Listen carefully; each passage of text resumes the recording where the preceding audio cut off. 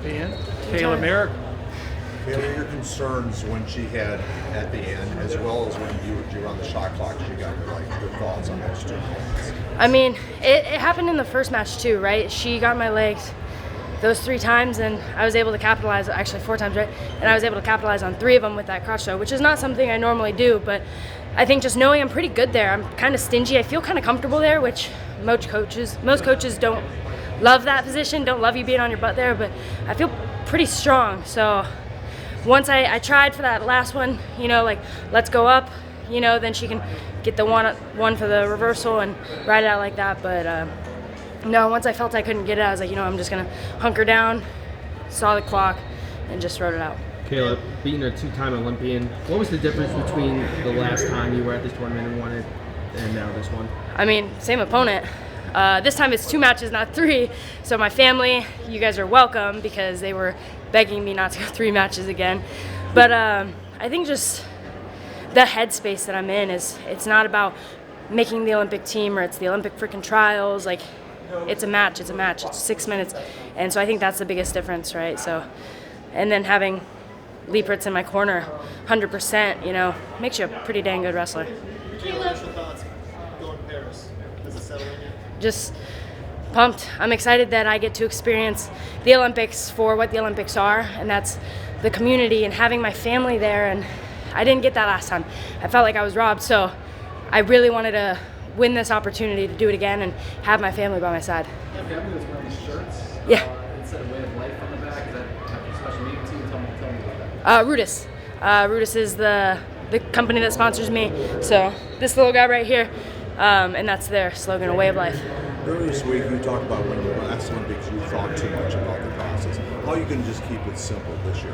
I think just having the right people in my corner, having good training partners, good coaches, and just good friends and family, great girlfriend, just to keep my mind off things. They did a really good job of, keeping things light this tournament and just riding that wave all the way to Paris. I think last time, again, no family, no friends.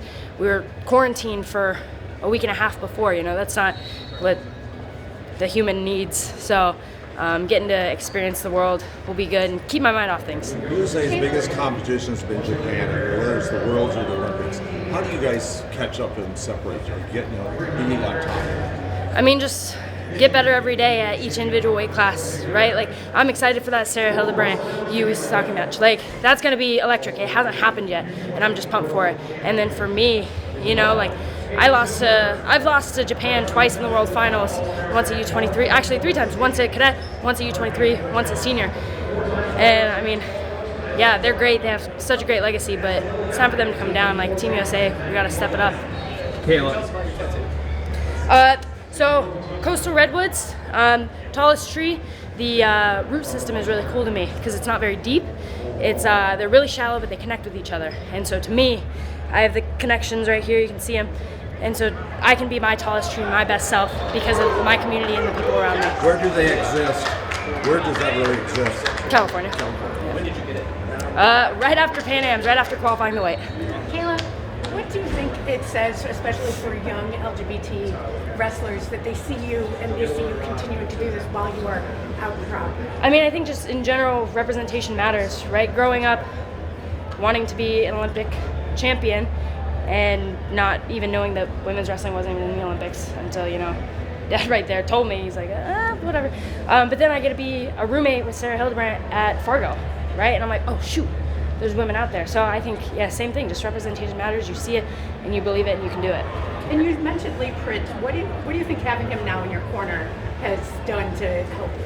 I mean, obviously, he's a great technician. We can work and get sharp in the room, but I think just good vibes. He sees me as a person. He wants me to be as happy as I can off the mat, just like he wants me to be on the mat. So having that, we just can really, really relate, and it makes our relationship special because he wants the best for me, and I know it. Keeping Sunkist alive, you're going to the Olympics, representing them, Armatory to get, a great celebration here. Talk about being part of Sunkist and obviously its last ride. Ooh. That's like the toughest question, right? Like, they've done so much. Something cool's happening. They've done so much for my career. I wouldn't be the wrestler I am without them, and I wouldn't be the person I am without them. All the opportunities they've given me. it's incredible getting to see, you know, like in one of the breaks of the matches, I look up and I make eye contact with Kim, and that was just so special because, you know, can't thank them enough, and I want to go out and represent them well in Tokyo. Or whoa, I know you, Paris. I know your dad is no longer your coach, but he was once upon a time. What impact does he still have on you? I mean, he's a great dad. Look at him. He's over there crying, right? He just wants the best for me. He's going to support me in any way that he can. You know, he's driving up. He's like, do you need anything from Campbellsville? Every single day since he's been here. Do you need anything? You need me to bring you anything? You know, he's just always there. He's always ready to, you know, do anything. Same with him. Same with the rest of my family. You know, I just have an amazing support system. You and Macey have a long history going back and forth. Does she bring out the best version of you? Yeah, I mean, it's maybe a cliche, like iron sharpens iron, but I have to get better in order to beat her. And, you know it's going to be a challenge every single time. It's not going to be an easy match. It's not going to be an easy road to the Olympic team if she's standing in the way. And I learned that the hard time going 3 matches with her 3 years ago. So yeah, just I got to keep getting better, else she'll catch. You know, she'll catch, Jen will catch, Adugo will catch, Mal Velti coming down, she'll catch me. So yeah, just gotta keep getting better. What's the biggest obstacle you've had to overcome in this Olympic cycle since Tokyo? Just a lot of stuff in my training environment has been kind of not the best, and so overcoming that and losing a joy for the sport that I had and having to reignite that and find that again. But I think I have. So yeah, I think I've gotten over it. Kayla, you faced Macey obviously this February, and that one did go to a 3 like today. What was the changes that you made from that match to this match that it didn't go to a 3? I mean, I have a really bad mindset of like, you know what, like I won the first one, like it's so loose. I'm so happy going into the second match, and I was like, you know what? Helen was saying like, oh, this guy's coming in to work on me between the sessions if you want to like get worked on. I'm like, you know, no, like I want to feel like shit because I need to like remember this going into the second session, and like it's gonna be a battle. I was telling myself this is gonna be hard. So yeah, just